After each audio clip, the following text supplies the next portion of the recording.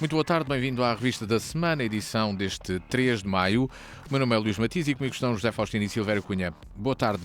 Fazemos a análise aos temas que marcaram a atualidade nos últimos dias e começamos por governar no Parlamento.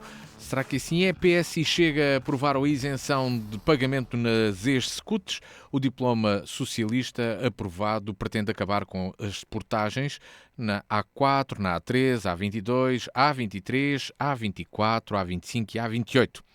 De fora das autoestradas do interior estão a A8 e a A6, que serve Évora, e a A2, que serve a parte do Baixo Alentejo.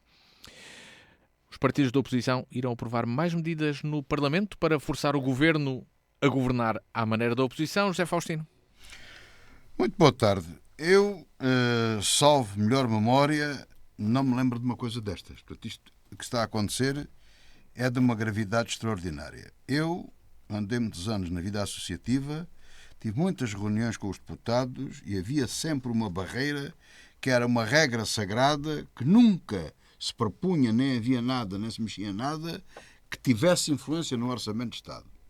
Portanto, uma reunião com um partido da oposição, bom, a ideia pode ser, mas temos que perguntar ao partido do Governo, temos que perguntar ao Governo se eles alinham ou não alinham, porque isto altera o Orçamento. Altera as previsões do Orçamento. Portanto, é mais gastos. Não pode ser. Portanto, se era uma regra, penso que não está escrita, mas é uma regra sagrada, que sempre foi na Assembleia da República, o que é, de certa forma, justificável. Eu acho que o Primeiro-Ministro, nestas condições, não tem, e só a melhor opinião, não tem condições para governar. Eu acho que isto é muito grave. Formou-se aquilo a que eu chamo, e vou já aqui dizer em primeira mão, estive a pensar a forma mais airosa de dizer isto, a coligação fantasma, que é a coligação entre o Partido Socialista e o Chega. Ela já existia, mas ainda não era bem fantasma, ainda não se tinha concretizado o fantasma, ainda não se via. Agora vê-se, é visível. E esta coligação já havia, portanto, Costa a apoiar, sempre apoiou o Chega, e esta coligação vai ter resultados desastrosos para o país, isso é o que mais interessa, e até para o próprio Partido Socialista. Eu penso, e tenho pensado nestas coisas, dentro daquilo que diz o povo, naturalmente, e com todo o respeito, eu acho que Mário Soares deve estar às voltas na tumba, como se costuma dizer, com o que está a ver, não é?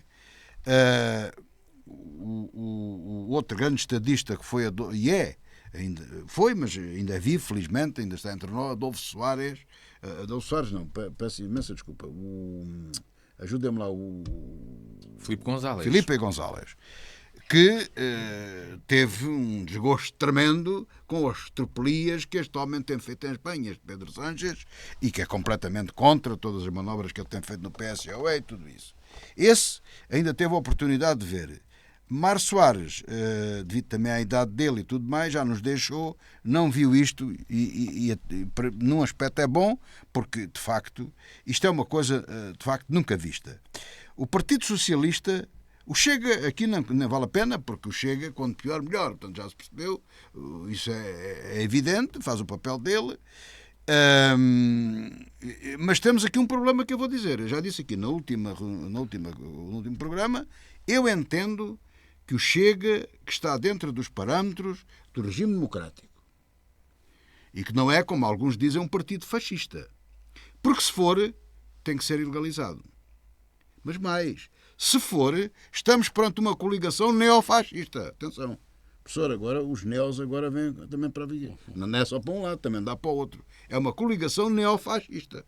É preciso... Não, eu estou a medir bem as palavras que estou a dizer. Na vez, não consigo analisar isto de outra maneira. Porque se dizem que o Chega pretende, que é anti-regime, pretende derrubar o regime para se montar qualquer outra coisa que não se percebe, porventura, é aquilo que se fala mais, um regime fascista, então uma coligação, esta coligação fantasma é uma coligação neofascista, não é? E que nela entrar.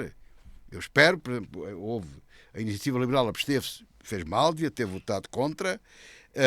Os outros partidos, pelo respeito que eu acho que são partidos dentro do nosso regime e que devem ser respeitados por isso, nomeadamente o Partido Comunista, não devem embarcar, não sei como é que eles votaram, não deviam fazer parte desta coligação fantasma.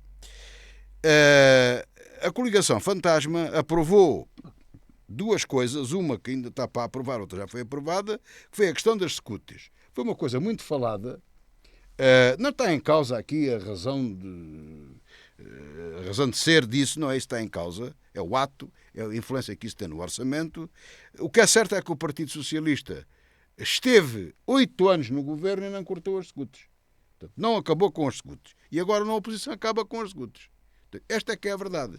O IRS é a mesma coisa. Portanto, o governo fez ali uma manobra que se pode fazer, mandou aquilo para a Comissão da Especialidade, mas dificilmente passará e, portanto, a proposta do IRS, não tendo grande diferença, não é? Ainda não estamos em coisas muito pornográficas em termos de valor, mas se calhar já andamos nos 200 milhões, mas pronto. Seja o que for, nem que seja um tostão, preparam-se para fazer a aprovação de duas coisas contra a vontade do governo. Portanto, o governo não governa, tem que governar com aquilo que a Assembleia decide. Nestas circunstâncias, o Primeiro-Ministro e os ministros devem-se demitir. Portanto, eu, se fosse Primeiro-Ministro, demitia-me. Já me tinha demitido imediatamente, mas era imediato. Era dizer ao seu Presidente, tome conta disto que eu não quero. Pronto. E vamos pensar para um governo, ou se eu não é um governo de gestão, porque com essa coligação fantasma não, e vamos para novas eleições. O senhor não pode dissolver, olha, não sei, resolva-se. Eu não governo assim, não quero. Admitindo boa vontade, um grande espírito de tolerância da parte do governo e de Montenegro, poderá haver um aviso à navegação. Digo, estas duas vão passar, à próxima, demite-me. Não pode ser de outra forma. Quer dizer, isto não pode ser de outra forma. E eu acho que, só para concluir, este caminho que estamos a tomar, vai ser gravíssimo para o país. Eu já aqui tinha dito que o governo de António Costa, na análise que faço, não vejo outra forma, criou problemas muito sérios para o país. Eu dizia, sem grandes cálculos, que isso poderia nos levar a 10, 20 anos de desgraça. Eu não sei por onde é que isto... Já não sei calcular isso, nem faço previsões nenhuma, mas o país, inevitavelmente, está completamente perdido. Não sei o que é que vai acontecer. Eu atrevo-me aqui a fazer uma previsão que, se calhar, não estou muito fora da realidade. Dentro, se calhar, de 4 ou 5 anos, vamos aí ter a troika outra vez. Porque com a doidice que aí vai, das promessas que todos fizeram, aqui todos, meto tudo no mesmo baile, aqui tudo, está tudo no mesmo saco, com as promessas que se fizeram a toda a gente, às forças de segurança, às tropas, aos professores, a todos, o dinheiro não chega. Já vamos às contas públicas, porque na cabecinha, esse também é que não há dinheiro. Um outro debate. Silvério Cunha, boa tarde, bem-vindo. Há aqui uma coligação fantasma. Partilha dessa opinião? Ora, boa tarde. Bem, acontece que estou a lembrar, por acaso, de que há um ligeiro precedente no nosso sistema político, quando Cavaco Silva não teve maioria absoluta e o PRD obrigou a algumas tomadas de medidas orçamentais, lembro perfeitamente disso, em que o PS não votou contra. Outro partido fantasma. Sim. Em que a maioria PRD-PS acabaram por tomar medidas que, de algum modo, iam contra o previsto pelo Governo. E depois viu-se o que é que deu. Bom, agora, vamos cá ver a questão. Bem, há uma questão prévia que é esta, é saber se o orçamento de 24, que está aprovado para a Assembleia da República, consente ou não estas despesas. Pronto, isso é uma questão que, digamos, de ordem, factual, digamos assim. Agora, o que é que me parece que está a acontecer? E esta é a questão de fundo. A questão de fundo é a seguinte. Bom, toda a gente sabe que há finalidades, há táticas e há estratégias. Quando a tática ocupa o espaço todo, é muito mau sinal.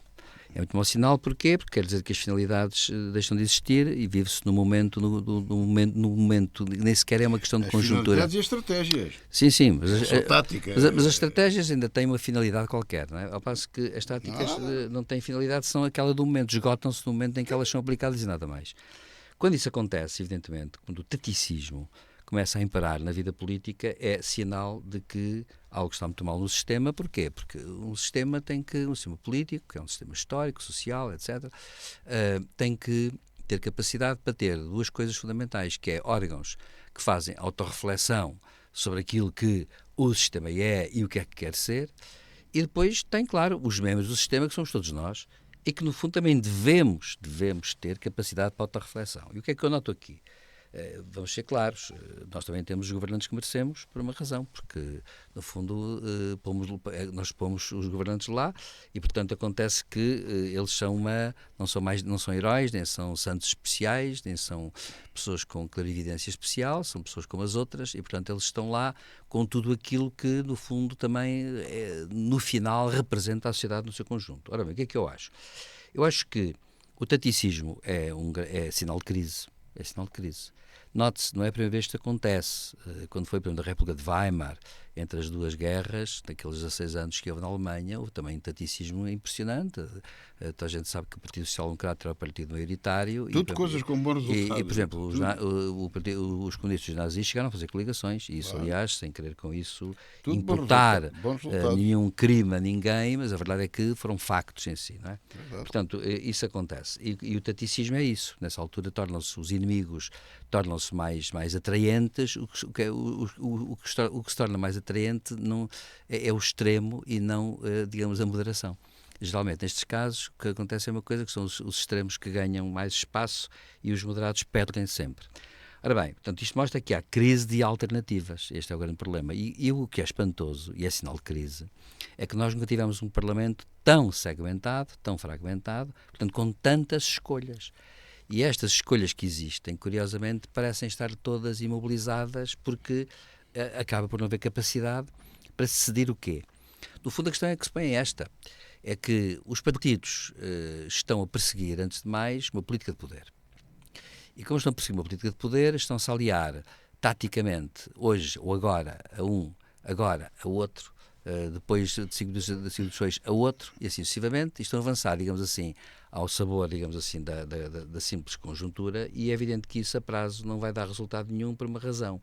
Porque mesmo quando convergem vontades, as finalidades podem ser diferentes e, portanto, os resultados acabarão sempre por ser um bocado pervertidos para um lado ou para o outro e acabarão sempre por favorecer alguém e até pode acontecer uma coisa, favorecer terceiros, não é? No fundo é um bocado isso. O que é que aqui, terminando, o que é que aqui me parece que é bastante crítico? O que me parece mais crítico são duas coisas. Uma é o facto disto também demonstrar que a sociedade portuguesa não anda a pensar, não anda em autorreflexão, a maioria das pessoas não anda. A maior parte das pessoas não sabe o que é que se passa na Europa, não quer saber de nada, anda aqui a sonhar com ladrões e, como se costuma dizer, em termos máximo popular, e as pessoas andam desinteressadas como se estivessem fora de tudo, portanto, andam aliadas. Eu chamava a atenção para um pequeno pormenor, Matias, peço só para abrir este parênteses para dizer o seguinte: não sei se sabem que na Grécia clássica as pessoas não tinham direito de estar aliadas dos assuntos da polis. Eram proativos. E acontece que, não sei se sabem qual era o termo grego para as pessoas aliadas, que se chamavam essas pessoas aliadas dos interesses que estavam a acontecer, o que estava a acontecer à sua volta. Essas pessoas tinham um nome em grego que é idiotes. A palavra idiota originariamente vem de idiotes. Idiotes é as pessoas que estavam aliadas da realidade das coisas, que não queriam saber, que andavam por ali como podiam pensar outra coisa qualquer. Portanto, nós temos uma data de idiotas na nossa sociedade neste momento. Bom, portanto, e isso é um dos aspectos que é fundamental. O outro aspecto fundamental é este: é que, se porventura, então, nós temos um Parlamento muito fragmentado, e se não há capacidade para equacionar, digamos assim, consensos, é evidente que isto mostra que dá a sensação de que as forças políticas não são capazes de pôr, digamos, na mesa aquilo que eu chamo uma espécie de raciocínio sobre as questões centrais da sociedade. Também devo dizer que aí o Governo também não anda a perceber muito bem, por uma razão, porque o Governo também...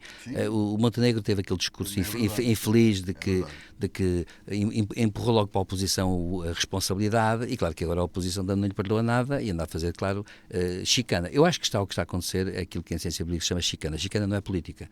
Chicana são instrumentos táticos que, pelo contrário, apodrecem a política a prazo.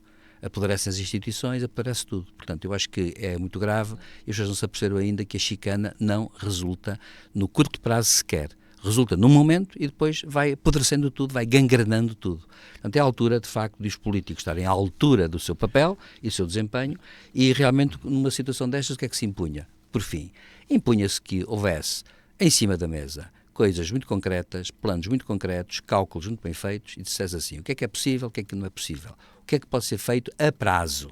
Porque eu acho que, e deixa-me só dizer isto, eu estava a terminar e termino com isto, é que, precisamente eu penso que no nosso país nós não nos apercebemos ainda de que estamos num momento geopolítico global que é muito delicado a muitos níveis até, e já era antes até, e agora agudizou-se tudo. E, portanto, nós temos que olhar para os países hoje que integram a União Europeia e para o mundo no seu conjunto de uma outra forma. Nós temos, de facto, uma transição de modelo. Então, temos que se preparar para um novo modelo, que é estrutural, que vai ser estrutural. E, geralmente, infelizmente, é bom dizê-lo, os modelos, quando se alteram ao longo da história, têm sido alterados sempre de forma um bocado dramática ou trágica. E acontece que era bom que desta vez se aprendesse com o passado e se evitasse isso. Ora, não vejo forma de isso estar a acontecer na Europa toda e em Portugal agora, como se vê. Entretanto, abriu-se uma guerra sobre as contas públicas entre Sarmento e Medina. Será um exemplo de chicana? José Faustino, o atual e ex-ministro das Finanças, entraram numa dura troca de acusações depois conhecido o déficit do primeiro trimestre nas contas públicas.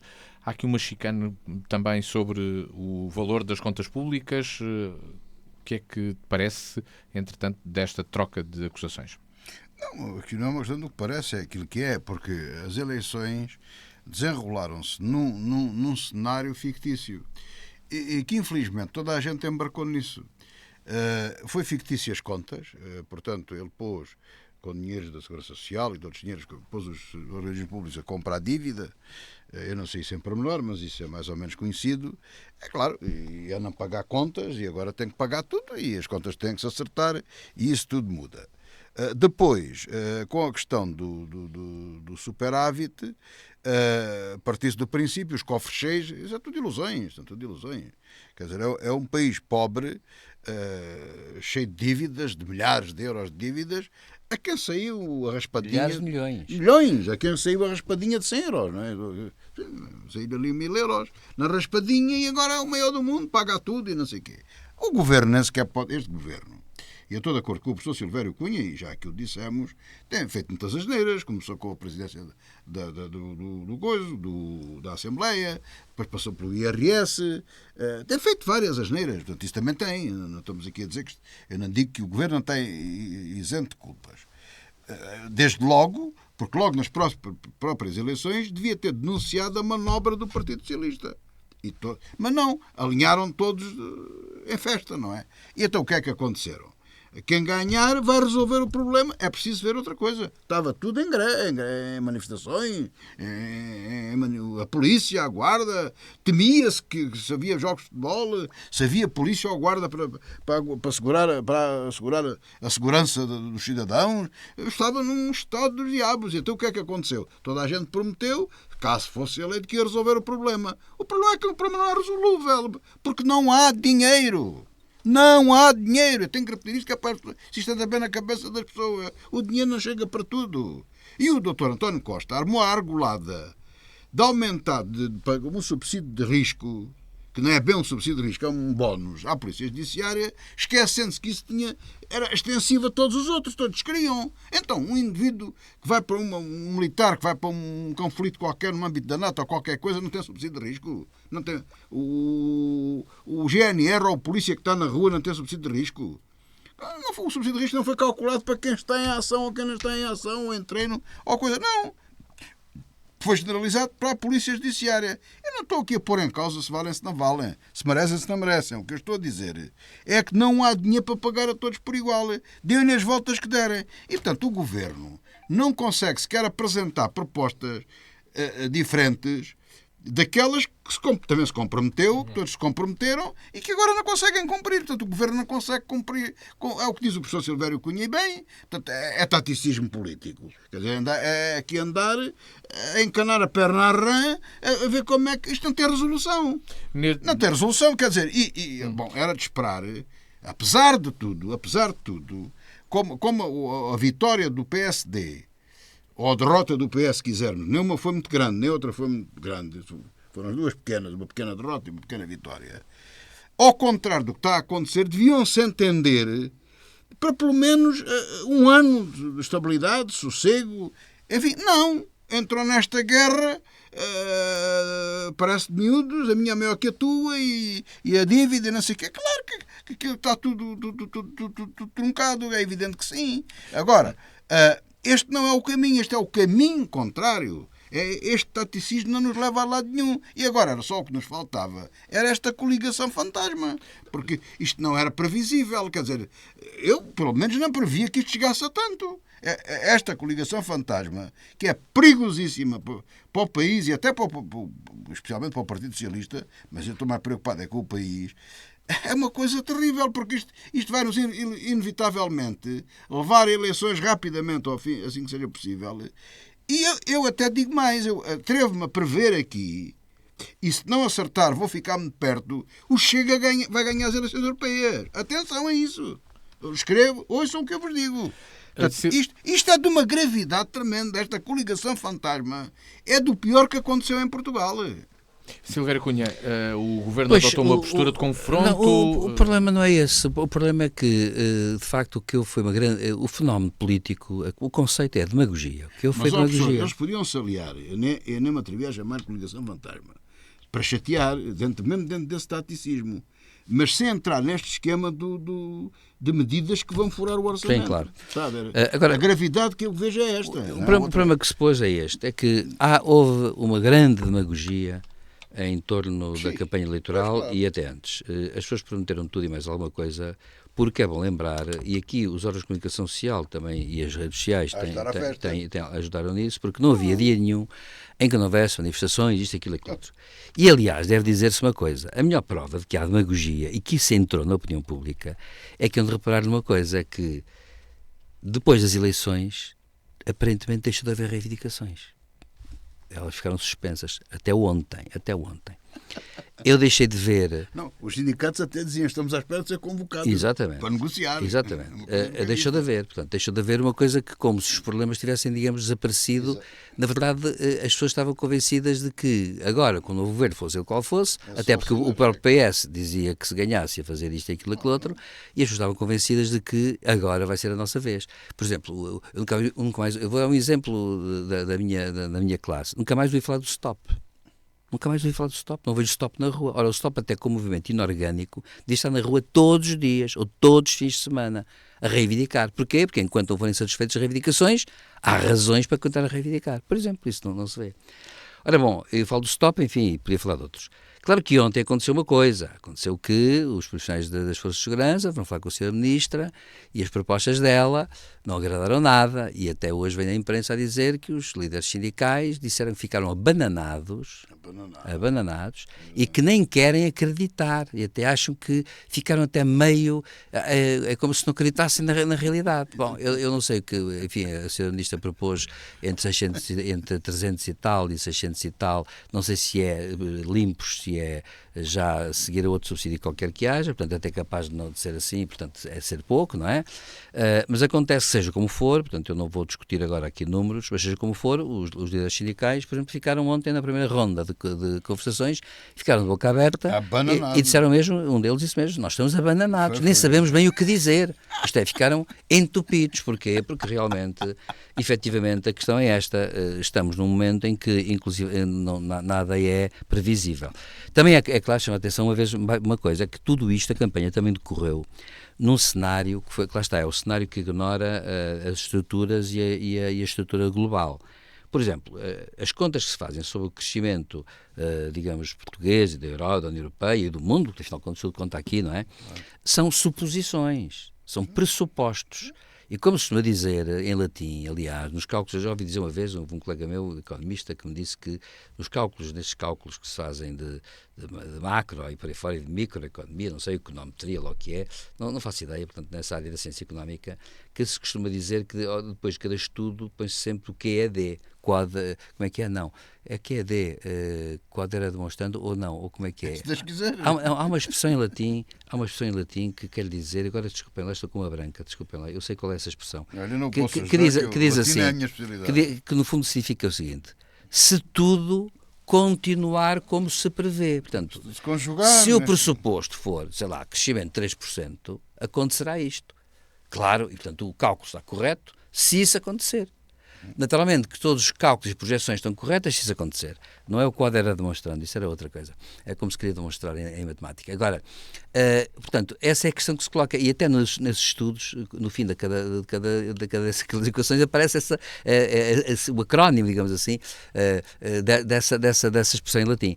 Bom, e acontece que, de facto, o problema é este, é que até agora, no fundo, não houve, foi uma conversa sobre o que é que efetivamente vai acontecer se crescer desta forma e o que é que poderá acontecer se não se crescer. De facto, eu até acho uma coisa, muito francamente. Mas devia haver um plano B. Não são baixas. Não, devia haver. São baixas, são. Mas acontece que há uma grande diferença entre dizer que é 1,5 ou 3,5, por exemplo, não é? Claro. Calculo eu. E acontece Ou 0,3. Claro, e o grande problema que se põe é, na minha opinião, é este. É que eu acho que há aqui um problema de fundo que é este. Não se fizeram, digamos, contas para um plano B também, que deviam ter sido feitas. Eu acho, com toda a franqueza, que vai haver aqui um problema qualquer a esse nível, porque, é claro, o orçamento passa, não é? Vai passar. Agora, o orçamento vai passar, se o governo, naturalmente, não, o governo vai passar com os partidos da oposição a quererem certas emendas. Já não acredito. Bem, pode acontecer. Agora, o que acontece, a questão é esta, é que seja como for, tudo isto devia ter sido calculado na base de certos pressupostos que deviam ter sido expostos com clareza ao eleitorado. E não foram. Porque, de facto, há uma coisa que eu até queria dizer para terminar mesmo, que é assim. Olha, sabe o que é que eu acho? Eu acho que reinou, até às eleições e até pouco depois das eleições, uma euforia enorme. As pessoas estavam eufóricas.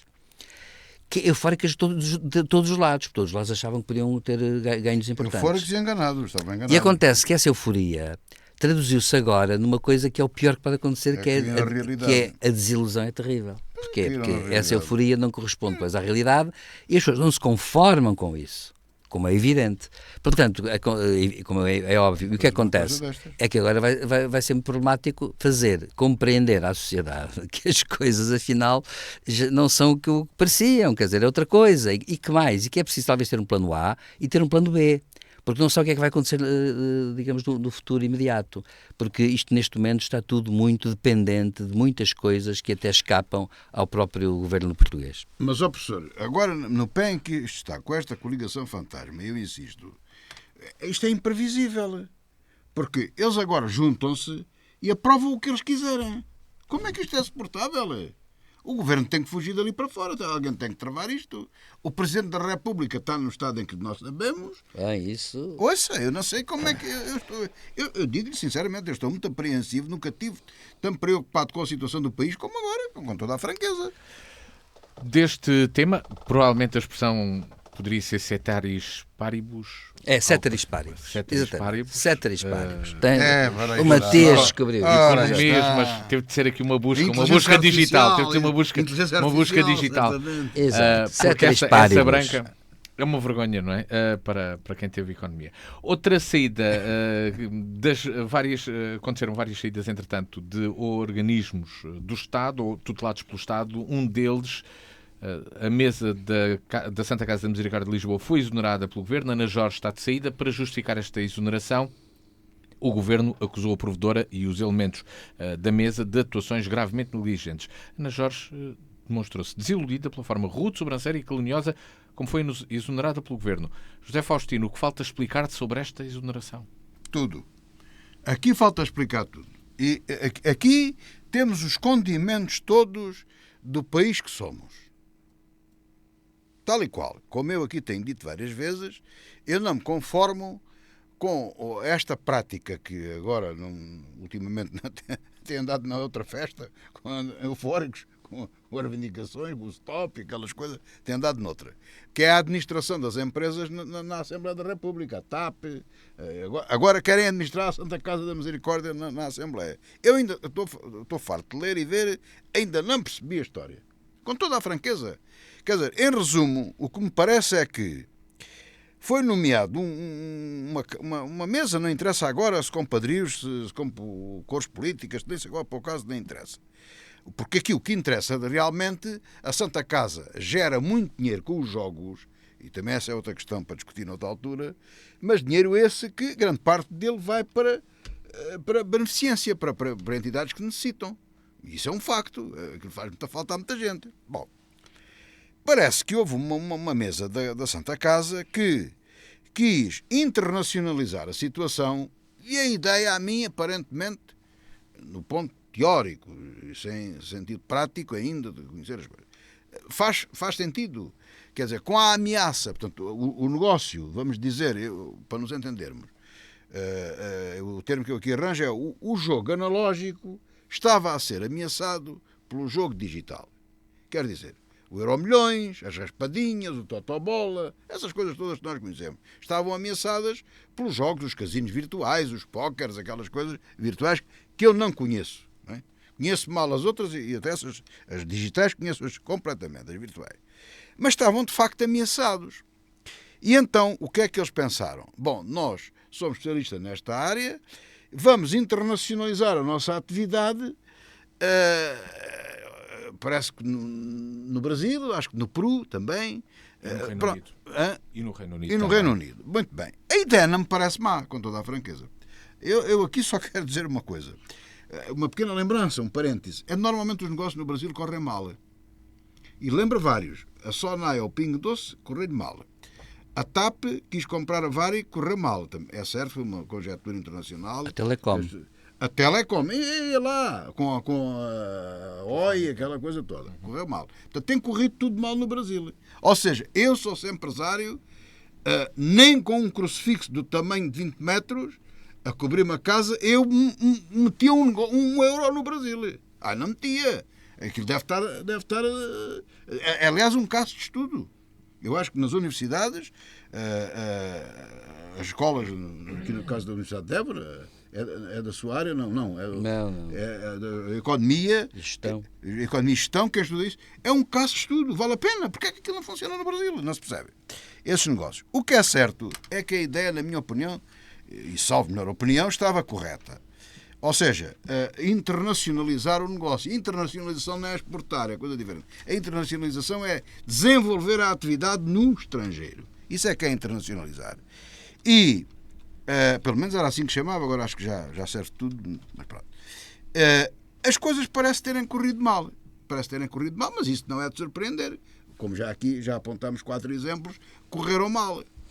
Até aí, tudo mal. Mas há ali uma diferença de 50 milhões, que para nós é muito dinheiro, para a Santa Casa não é muito. É dinheiro, 50 milhões é muito dinheiro. Mas que tem que se ver e tem que se ir atrás do que é que se passou.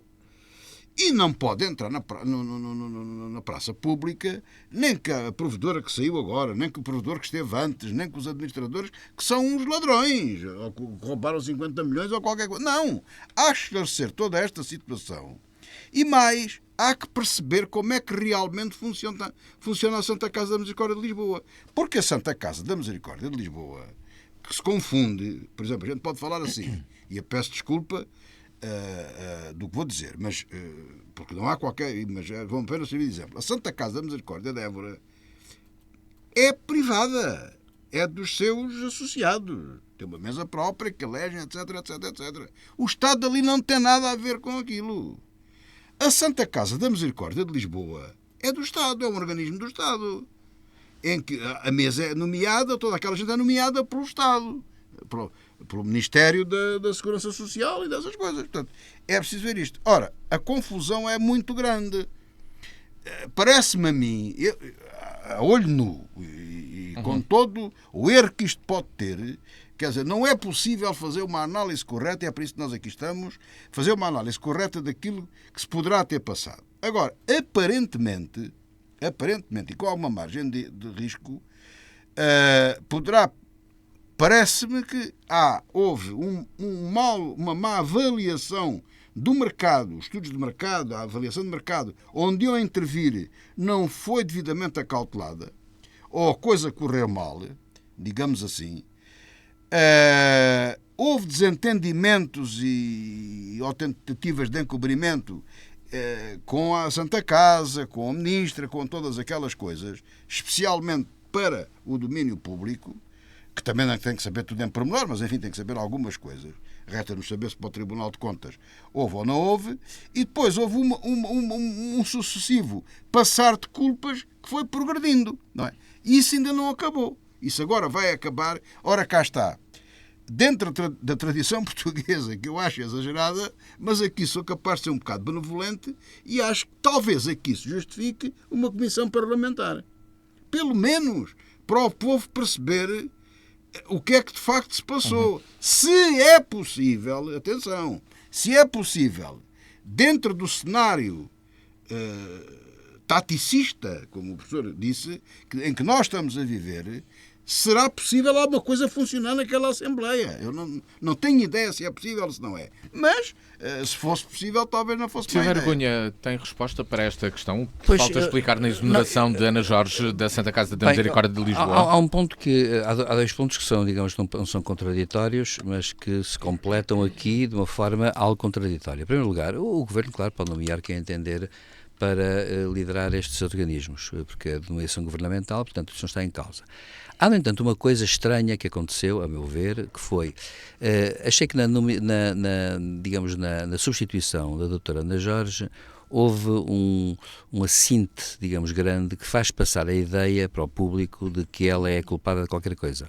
Ora, eu queria lembrar que a doutora Ana Jorge estava efetivamente a fazer um profundo inquérito dentro da Santa Casa, onde, digamos, haveria problemas graves, ou há, e ela estava a fazer um inquérito sobre o assunto e queria, portanto, e estava a progredir o inquérito e a questão não estava a ser fácil, porque a Santa Casa é, de facto, um organismo muito complicado, tem muita gente e, efetivamente, as questões devem ser bastante, a meu ver, devem ser bastante complicadas. Portanto, a Ana Jorge estava a tratar do assunto e, quando foi substituída com uma ideia que ficou para o público como se fosse algo que pairasse sobre o que ela teria feito. Ora não, ela estava a fazer um inquérito sobre o que está a acontecer. Aliás, ela foi para lá para isso também. Portanto, acontece que o Governo pode nomear outra pessoa, muito bem, mas não pode dizer que a pessoa substituída não estava a trabalhar num sentido que eu chamaria razoável. O professor, quando para lá foi, começou logo a fazer algumas insinuações. Começou, claro. Auditoria que foi aberta. Sim.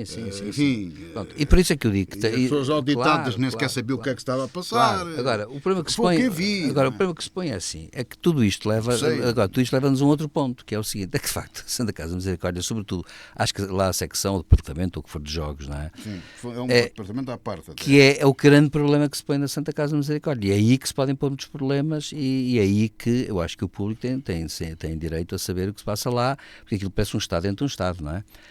E, portanto, uma coisa que se diz muito é que as despesas, isso vi em telejornais, que as despesas ocupam 65% das receitas da Santa Casa, são já com despesas de pessoal, coisas do género, o que é, a meu ver, manifestamente excessivo para as funções da Santa Casa. A não ser que o retorno a prazo de tudo isso seja muito grande, seja muito bom, mas a verdade é essa, a finalidade da Santa Casa é que é apoiar, digamos, a beneficência social, os mais débeis, mais vulneráveis, para aqui e para lá. Tem que arranjar receitas com os jogos. Tem que arranjar receitas com os jogos. Agora a questão que se coloca é precisamente essa. O que é que estava a acontecer com a organização dessa parte? Não, mas o problema está aí, professor. Dizem que há... Foi as entidades que se criaram, que é a Santa Misericórdia Internacional, ou não sei o quê, sim. Que concede no Brasil e tudo pois, isso. Mas dizem que... Aí é que era o problema. Sim, mas dizem que não é só aí, também é cá em Portugal. Está bem, mas isso é outra coisa. Portanto, a questão que se coloca é um bocado esta, é que é uma grande embrulhada, pronto, parece-me que é uma grande embrulhada. E agora a questão que se coloca é esta, é que evidentemente aqui impõe-se ouvir as pessoas, claro, e eu acho que é razoável ouvir as pessoas para virem explicar o que é que estava a acontecer lá, e uma comissão parlamentar de inquérito, a meu ver, até se justifica, porque precisamente para transmitir à opinião pública alguma informação mínima. Sim. Alguma informação mínima. Provavelmente nem toda será possível, até porque haverá certamente inquéritos em curso e auditorias em curso e, portanto, quando forem chamados, certamente ainda muita coisa estará por apurar.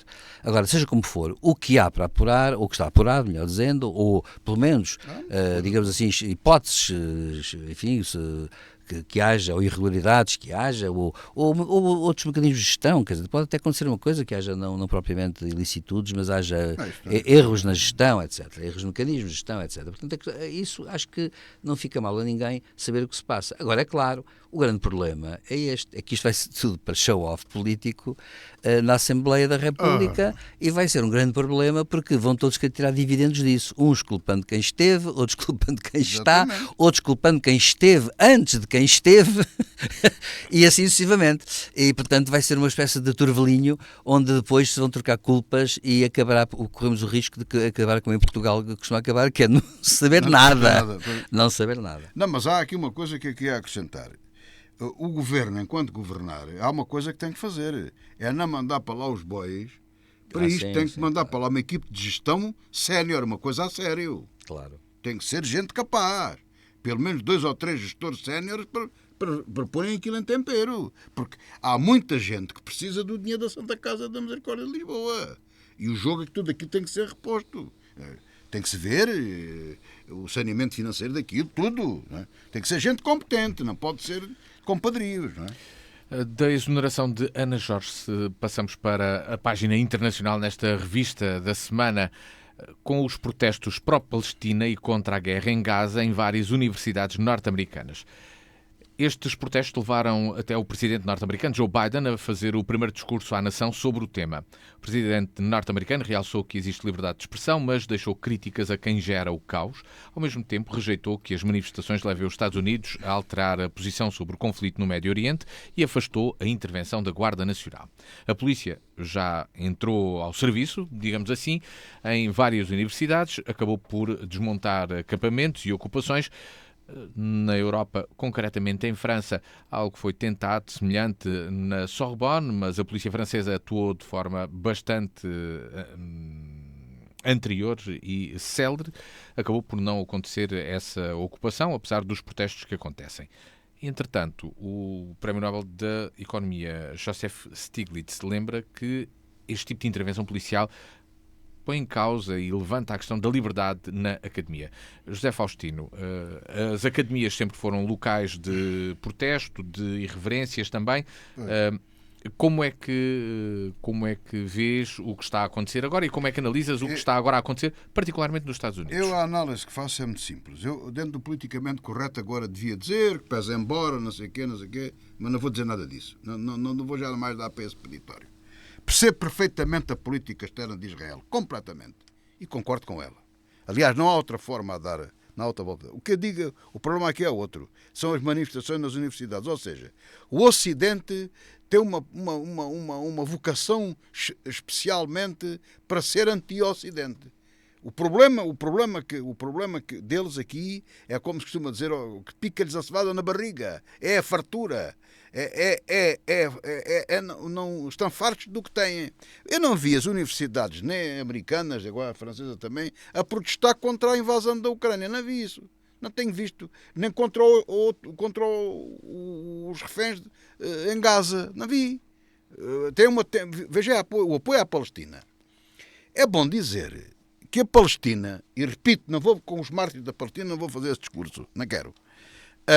Repito, seja qual for a resolução do povo palestiniano, as nossas defensoras do povo palestiniano vão para lá. Porque elas não andam com as tatuagens e não há linha de tatuagens.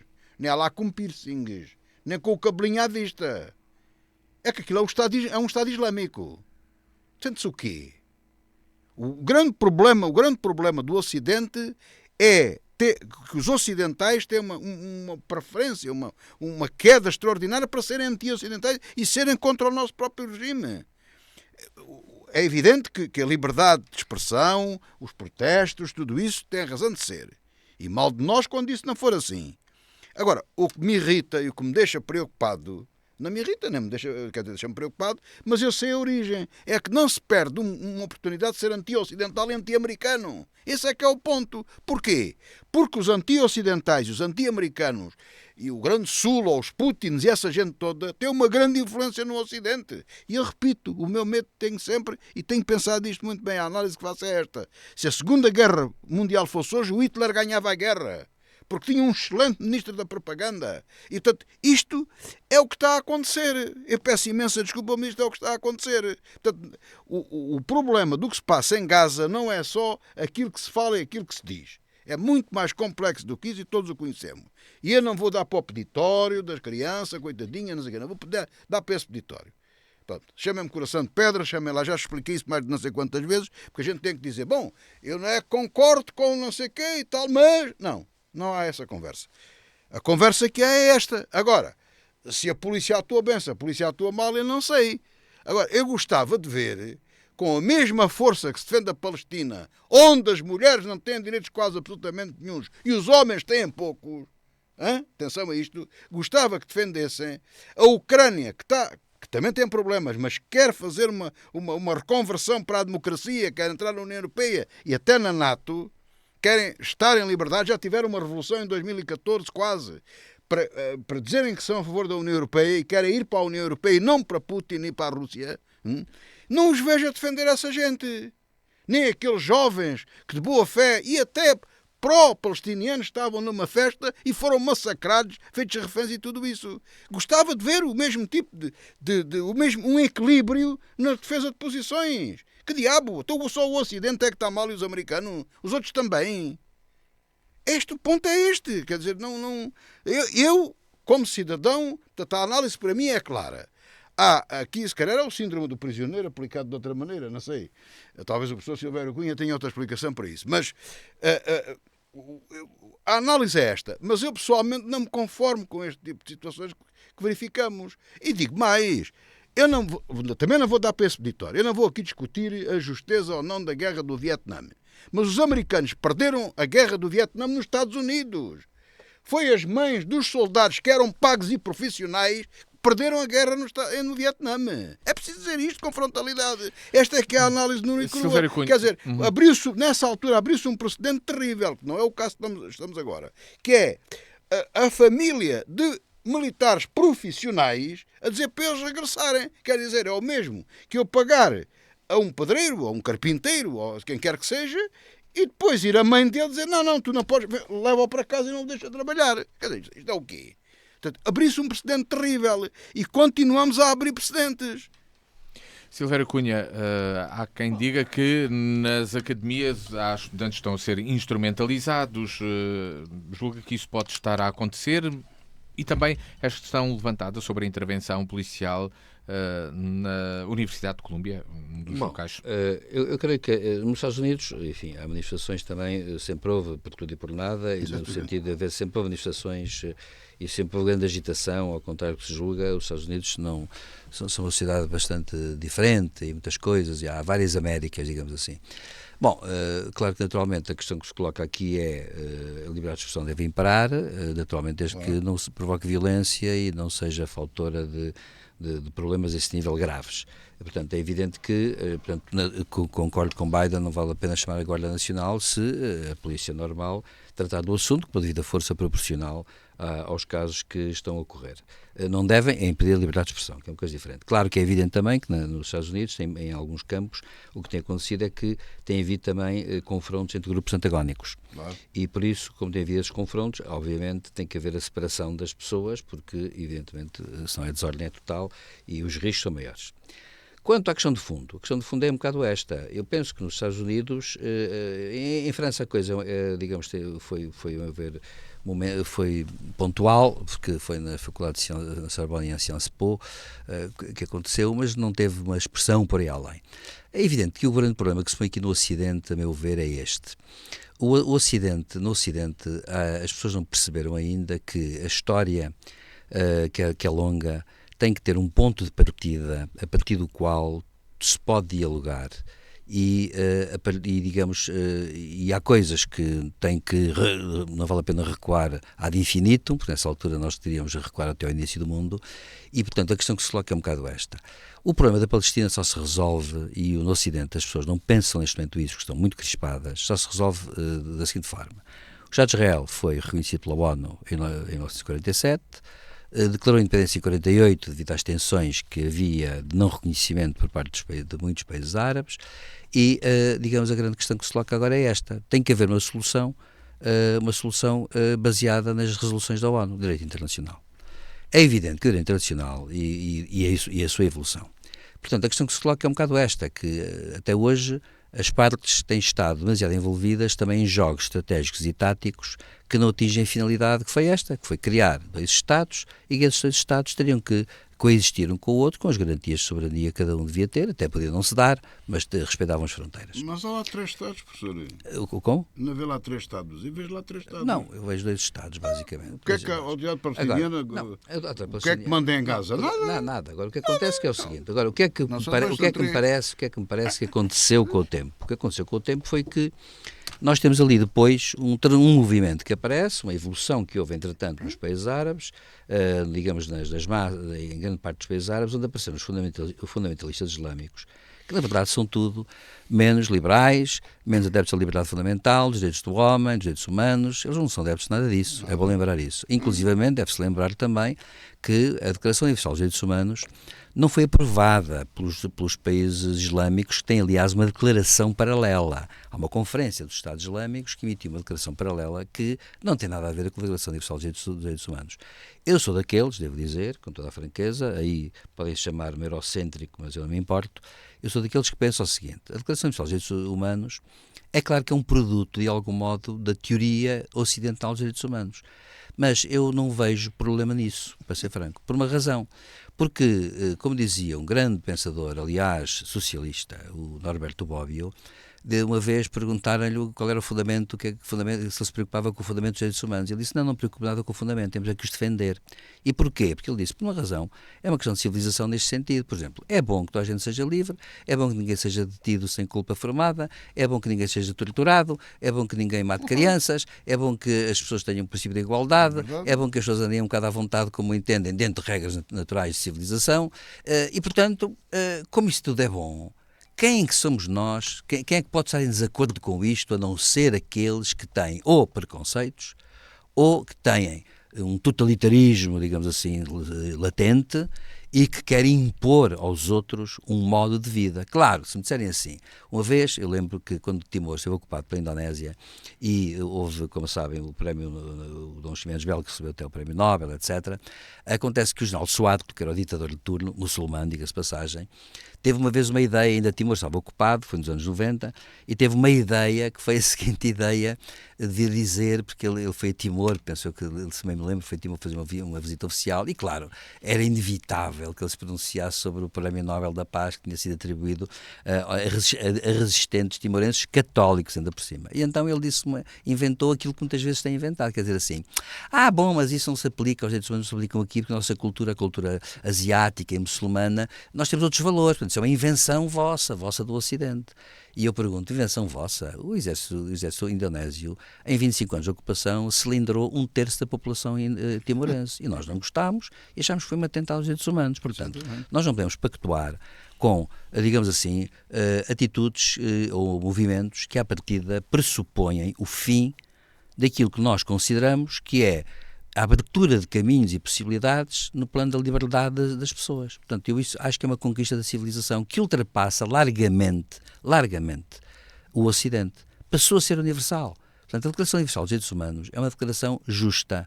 Porquê? Porque pressupõe que todos os seres humanos são iguais e gozam de direitos inalienáveis. Ponto.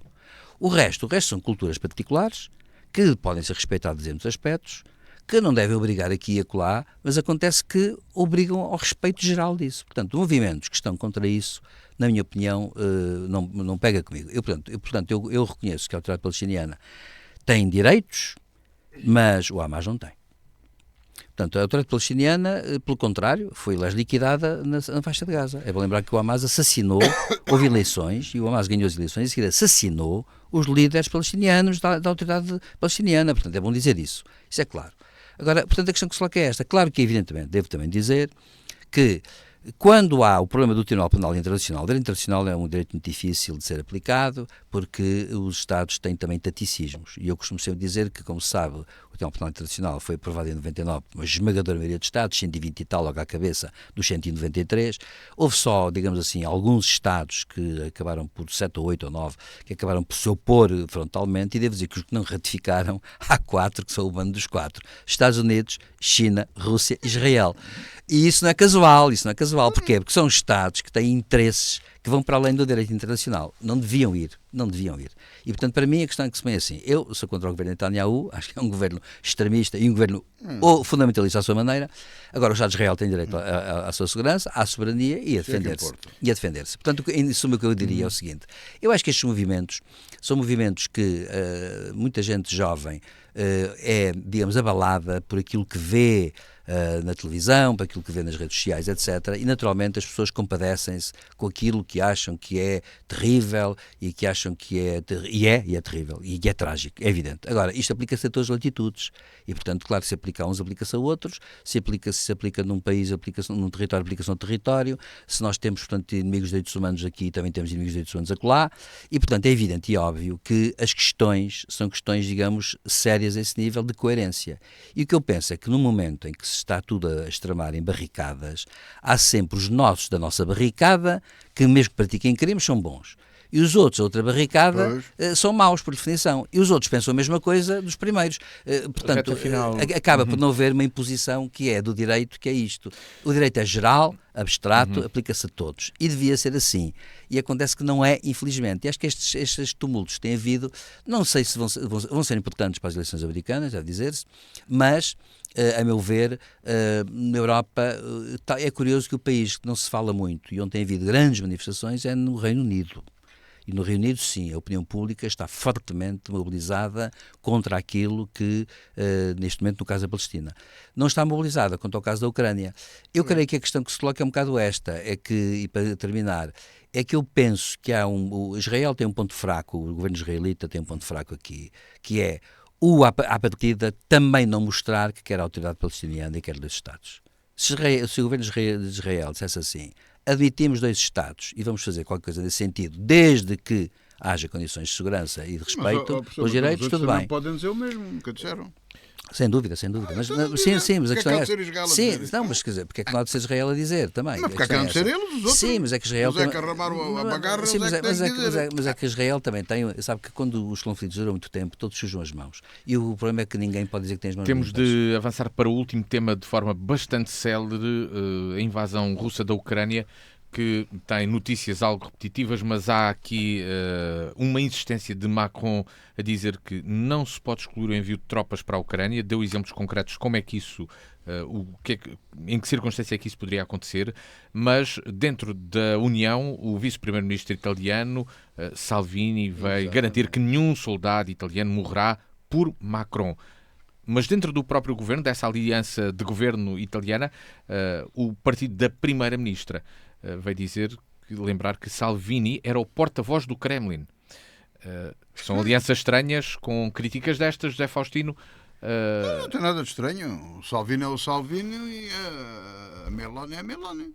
É a diferença entre um partido fora da caixa e o que está dentro da caixa. Meloni é de extrema-direita, mas está dentro do regime democrático. Aliás, é uma grande defensora e uma grande aliada da Presidente da Comissão Europeia e sempre disse que apoiava a Ucrânia. O Salvini não. Mas pronto. O Salvini usa t-shirts com a cara de Putin. É um idiota, resumidamente. Mas pronto, a vida é assim. Agora, talvez os italianos não vão morrer por Salvini, mas talvez morram por a Meloni. Talvez. Agora, eu acho que o presidente Macron, isto tem que. É lógico, eu não sei o que é que vai na cabeça do presidente Macron, não sei quais são as intenções dele, mas o que ele diz é verdade. Por outro lado, hoje, agora já se fala menos nisso outra vez, mas a coisa continua. E de que maneira? Nós estamos a travar aqui uma guerra híbrida. E essa guerra híbrida tem várias ondas de choque. Há a guerra clássica de armamentos e tudo isso é na Ucrânia. Mas depois há agora espionagem, já se fala na Europa, em vários sítios. Há a guerra digital, nas internets, as influências das eleições. Tudo isso faz parte de uma guerra híbrida que está a travar. E o que temos aqui é onde entra a propaganda, naturalmente, os porta-vozes, etc. E o que é que nós ouvimos da parte do Império Russo? Ameaça com armas nucleares, faz o que lhe apetece, o que diz lhe apetece. E é preciso ver que há territórios russos que já estão armados com ogivas nucleares até e não russos, como a própria Bielorrússia, e que a NATO tem que fazer o mesmo, como é evidente. E se a Rússia faz este tipo esta propaganda e ações práticas de dissuasão, por que motivo é que o Ocidente não pode responder? E o outro diz, se for preciso, vamos lá, a tropa vai lá, mas qual é o problema? Ele não diz que atira armas nucleares para o Ocidente, que bombardeia tudo e mata todos, faz 30 por uma linha. Porquê que Macron diz aquilo que é evidente? Imaginemos, espero bem que não, que a Rússia conseguia tomar a Ucrânia toda e conquistá-la. E não se ficava por aí, havia de ser bonito. Se ele conseguisse, assim, em pouco espaço de tempo, tomar a Ucrânia, e falo 1 ou 2 anos, ele não ficava na Ucrânia. Já que lá estava, ia para a frente, fazia como fez o Hitler, não é? Portanto, ia andando. Vencia aqui, também vence ali, não é? E o que é que iria acontecer? É o que diz Macron. Tínhamos que enviar tropas, era a guerra, claro que sim.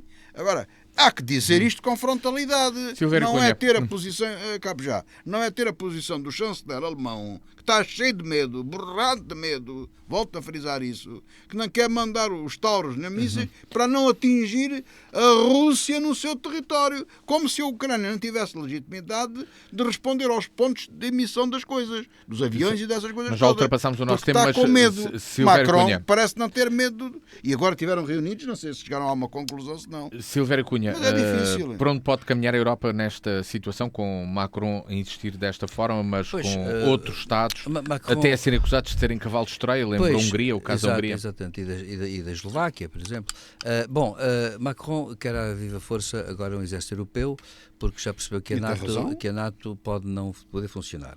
E há outra coisa que acontece, que é o seguinte, há notícias de hoje que dizem que um alto funcionário, aliás, dos serviços secretos militares ucranianos, já avisou que a partir da semana que vem e até junho a situação vai tornar-se muito difícil para a Ucrânia, disse ele.